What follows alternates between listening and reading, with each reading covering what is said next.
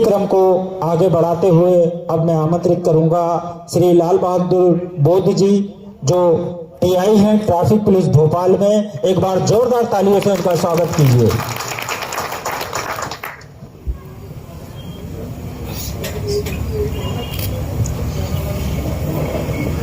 महाकारुणिक तथागत गौतम बुद्ध बोधिसत्व बाबा साहब अम्बेडकर को नमन करते हुए आदरणीय मंचासीन हमारे सभी साथीगण, मैं डॉक्टर जीसी गौतम साहब, डॉक्टर संतोष जाटव जी,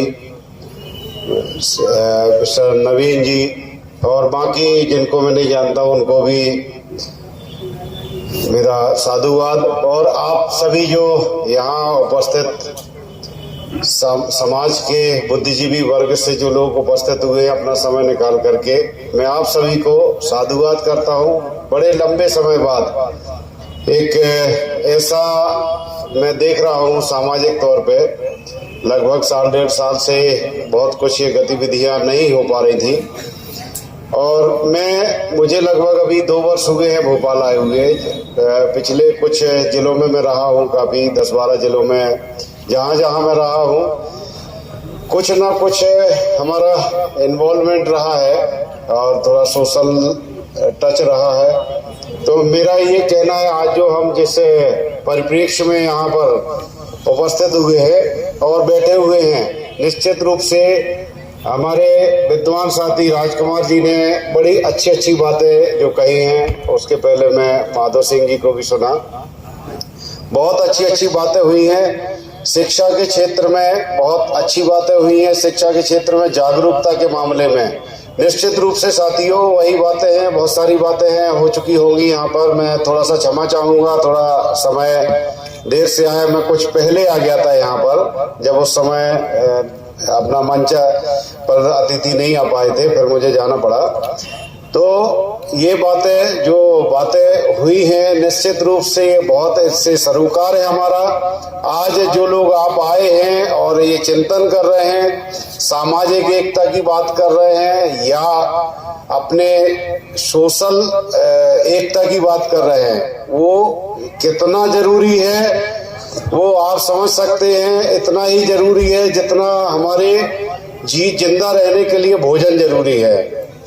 अगर हम आज जागरूक नहीं रहेंगे तो निश्चित रूप से बहुत सारी चीजें हमारे जमीन के पैरों के नीचे से खिसकती जाएंगी। से बात हो रही है, और जो एजुकेशन के क्षेत्र में जो बहुत सारी चीजें हो रही हैं, धीरे धीरे उसमें जो बदलाव हो रहे हैं वो निश्चित रूप से बड़े एक, मैं नहीं कहूँगा इस मंच से, है ना, बहुत सारी बातें हैं। मैं एक गवर्नमेंट जॉब से हूँ तो मैं बहुत सारी बातें नहीं कहना चाहता, लेकिन निश्चित रूप से बड़ी खतरनाक स्थितियां निर्मित हो रही हैं और हमको उसके प्रति अपने आंख कान खोल के रखना चाहिए।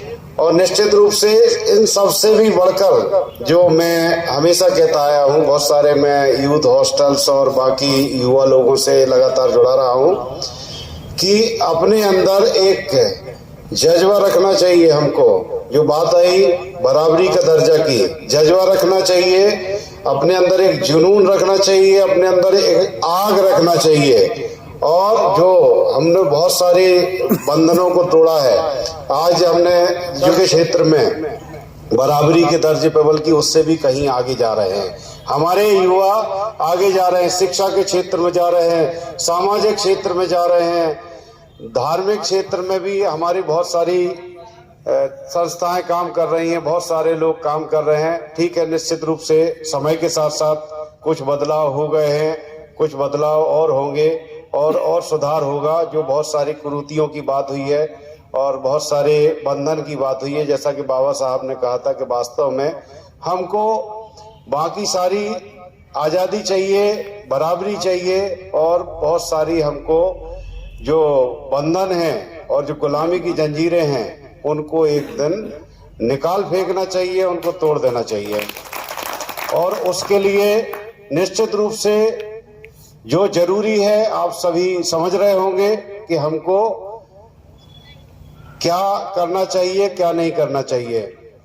तो साथियों, एक बहुत अच्छी बात कही हमारे साथी ने कि हमारा चाहे वो जब से बाबा साहब का संविधान लागू हुआ, शैक्षणिक क्षेत्र में सबसे पहले क्रांति आई। शैक्षणिक क्षेत्र में क्रांति आने से बहुत हमारा समाज पढ़ा लिखा, कुछ हमारे ये लगभग एक थर्ड जनरेशन है जो अच्छे लेवल से पढ़ रही है। पहले हमारे दादा परदादा नहीं पढ़े, पिताजी लोगों ने हमारे शिक्षा प्राप्त की, कुछ की, फिर ये हमारी जनरेशन आई। अब आज के बाद जो हमारे बाद जो जनरेशन आई, लगभग किसी की दूसरी जनरेशन है, किसी की तीसरी है, बहुत कम लोग होंगे जिनकी चौथी जनरेशन आज पढ़ रही होगी।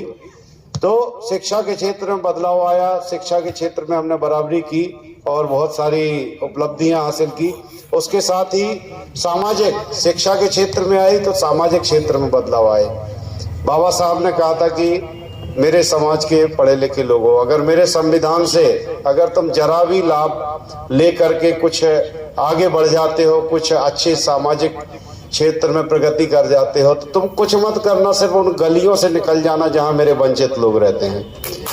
वो तुमको देख करके ही उनका मनोबल बढ़ जाएगा और वो कुछ ना कुछ आगे हिम्मत करके, आगे हौसला करके आगे बढ़ जाएंगे। लेकिन लास्ट बात मैं कहूं, आर्थिक समानता भी एक बड़ा पहलू है। अंतिम उद्देश्य क्या है? आर्थिक समानता। एक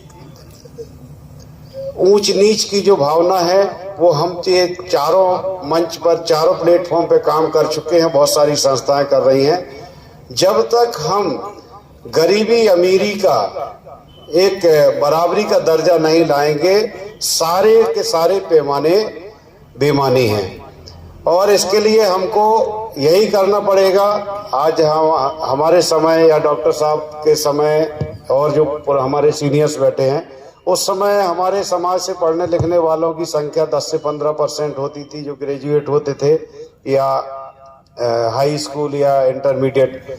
उसके बाद रेशो बढ़ा, आज लगभग 70 to 80% रेशो जा रहा है जो अच्छी शिक्षा पा रहे हैं, इंटर पास कर रहे हैं और ग्रेजुएट भी हो रहे हैं। तो ये लगातार जो संख्या बढ़ रही है, इनके लिए उतने रोजगार के साधन अभी गवर्नमेंट में नहीं है और संभव भी नहीं है। को साथियों, बस मेरा ये कहना है कि जहां जिसको अवसर मिले, हमारा देखिए अभी बहुत सारा ये यहाँ पर हम लोग सर्वे कर रहे थे।